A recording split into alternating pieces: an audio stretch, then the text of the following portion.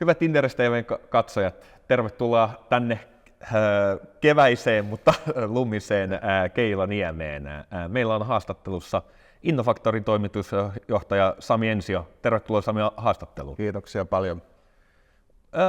Ehkä näin pohjustain ehkä voi kuitenkin sanoa, että aika hyvä kuikkana ulkopuolin, erityisesti tähän markkinaan nähden, mutta haluaisitko itse alkaa kertomaan, mikä oli omasta mielestä pääkohdat? No kiitoksia. No tavallaan joo, ihan ok lopputulos. Toki me haluttaisiin kasvaa enemmän, sanotaanko näin. Ja ollaan totuttu kasvaan enemmän. Että meillä oli vaan alle 5% kasvu, niin se ei tietenkään ollut ehkä se, mitä lähdettiin odottaa, mutta joka tapauksessa saatiin 21,2 miljoonaa euroa liikevaihtoa, joka on ihan ok, 2,6 miljoonaa euroa käyttökatetta, sama kannattavuusprosentti kuin vuosi sittenkin 12,3, sinänsä ihan hyvä tulos kannattavuuden osalta, markkina on kuitenkin aika haastava tällä hetkellä. Ja no sitten tietenkin se, että tilauskanta laski tuonne 68,8 miljoonaa. Jos vertaa vuoden takaisin, sitä laskua oli melkein 10%, se oli 2-3 miljoonaa euroa tämän vuoden alusta laskua.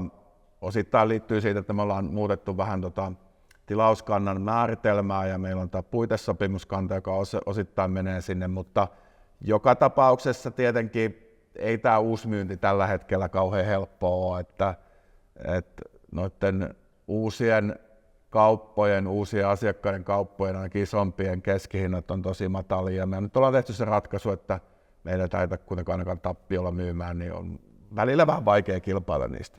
Joo.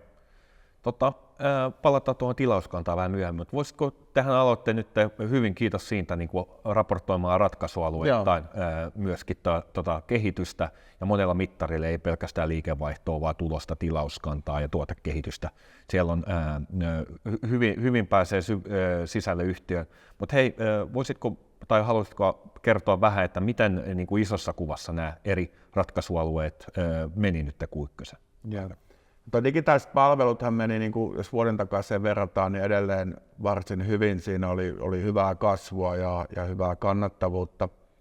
Toisaalta sitten tilauskanta laski tosi paljon noiden lukujen perusteella. Osittain johtuu tästä meidän muutoksesta, miten me noita tilauskantaa laitetaan, mutta joka tapauksessa ei siellä ole kauheasti hyvin sitä uusmyyntiä saatu. Siihen vaikuttaa erityisesti tämä hintapuoli ja muuta, että siinä on tiettyjä haasteita. Toisaalta siellä on käytetty paljon alihankintaa, niin se on myös joustanut siinä mielessä, että me ollaan sitä alihankintaa vähennetty.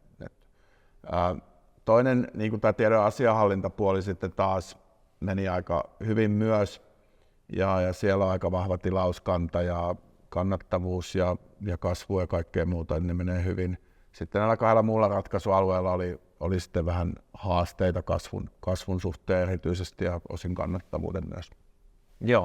No teillähän on pari noista liiketoiminta-alueita, jotka hyvin vetää tulosta ja niin kuin itse sanoit tuossa, ehkä paneudutaan nyt siihen, joka niin kuin hyvin paljon tämän markkinan heikkouden ajamana niin selvästikin on niin kuin digitaaliset palvelut teillä niin iskenyt selvästi näköjään siihenkin, että siellä tilauskanta on laskenut, se on ollut kuitenkin, tai se on toinen näistä teidän tuloskasvun ajureista, niin miten huolissaan sä oot itse niin tämän kehityksestä nyt lähikvartaalina ja pystyttekö te jollain tavalla toimenpiteillä sitten niin puolustamaan kannattavuutta, että jos kysyntä siellä niin heikkenee, niin kuin toi tilauskanta antaa ymmärtää?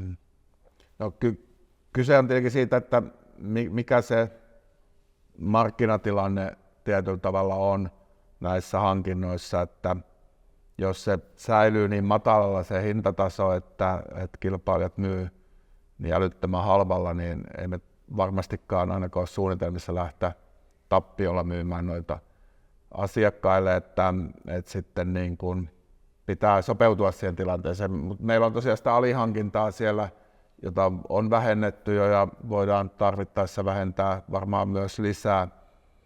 Ja sitten me pystytään kyllä myös näitä digitaalisen palvelun ihmisiä niin työllistämään tuolla tiedon ja asianhallinnan puolella tuossa Dynasty-tuotekehityksessä ja tuotteen kehittämisessä. Et siinä on myös mahdollisuutta sinne puolelle siirtää. Että en mä nyt ehkä niin valtavan huolissaan sitä kannattavuudesta olisi, mutta toki tuossa liikevaihdosta sillä puolella ehkä enemmän.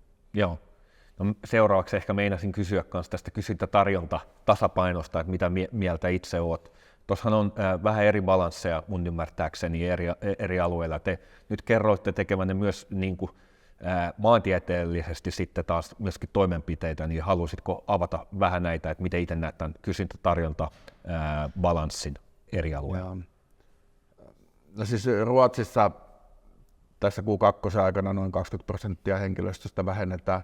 Ruotsissa tilanne on ollut haastava jo pitkään ja nyt ehkä tämä markkinatilanne on sitä vielä heikentänyt edelleen, niin päädyttiin nyt sitten tämän tyyppiseen toimenpiteeseen ja sen tarkoituksena on saada Ruotsin nyt sitten selkeästi kannattavaksi jatkossa. Mä nyt osaa sanoa, onko se nyt se markkinatilanne niin kauhean erilainen eri Pohjoismaissa. Ehkä meidän kyky vastata siihen ja tehdä erilaisia ratkaisuja on ollut vähän erilainen. Ehkä se nyt on haastavin Suomessa ja Ruotsissa, ehkä Tanskassa myös, ehkä Norjassa on, en tiedä johtuuko öljyrahasta tai mistä, mutta ehkä vähän niin kuin pikkusen parempi tilanne. Joo, mä luulen, että tuossa tuli jo aika paljon mun seuraavia kysymyksiä, joita on tullut markkinasta, tullut tästä hintapaineesta ja kysyntätilanteesta jo tarpeeksi. Ehkä niin kuin ne nostona vielä tuosta just, että Norja itse sanoit, niin se tuli ehkä vielä luvuissa kanssa, että siellä oli niin kuin hyvä kysyntä. Suomihan on jatkanut pitkään jo hyvää tasasta ja vetänyt Innofactoria jo useamman vuoden aikana, mutta Norja ehkä niin kuin oli tämä positiivinen. Joo, Norjassa on tuossa viimeisten parin kvartterin aikana tapahtunut niin kuin tosi hyvä positiivinen käänne. Joo. Kiitos paljon Sami kommenteista ja aurinkoisempaa kevättä. Näin toivotaan. Kiva, kiitos paljon kaikille.